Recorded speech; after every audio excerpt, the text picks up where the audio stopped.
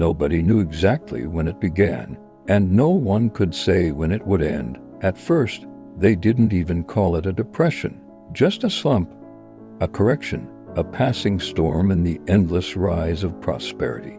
But as the years unfolded, America would realize this was no storm. This was the Great Depression. It began in August 1929, as the roaring energy of the 20s came crashing down. The stock market collapsed, banks failed, and panic spread like wildfire. Between 1929 and 1932, the world's economy shrank by nearly 15%. By comparison, the Great Recession of 2008 barely scratched 1%. In the United States, it was catastrophic. By 1933, 1 in 4 workers had no job. Factories stood silent, farms were abandoned, families scattered. Some people starved, but others lost everything: their farms, their homes, but the most important, their hope. The dispossessed packed their lives into old cars and drove west, chasing rumors of work in California. They were called Okies. They arrived to find the same hunger, the same dust, the same despair. By 1933, industrial production had fallen by half. Global trade was down 30%. Investment nearly gone, a 98% collapse. In the heartland, the land itself turned against its people. Drought and dust storms choked farms from Texas to the Dakotas. More than 5,000 banks failed.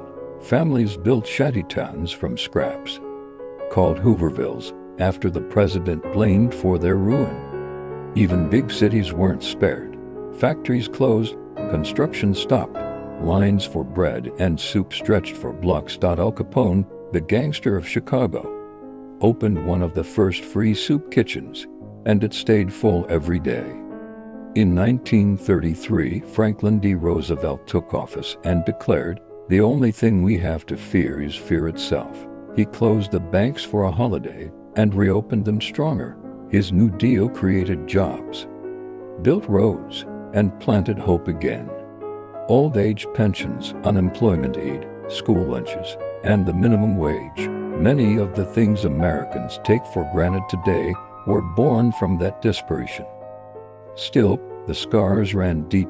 By 1940, unemployment was better, but still 15%.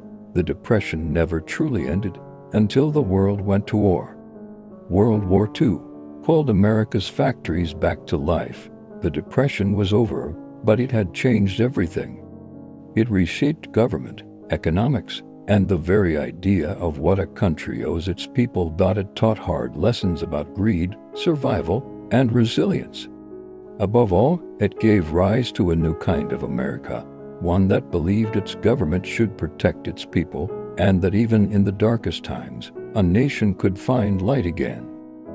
These faces, the tired, the hopeful, the forgotten, remind us that behind every number was a life, behind every photo, a story, and behind every hardship, a will to endure.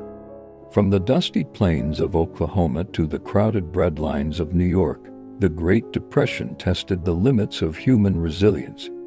Families who had nothing left but each other found ways to survive.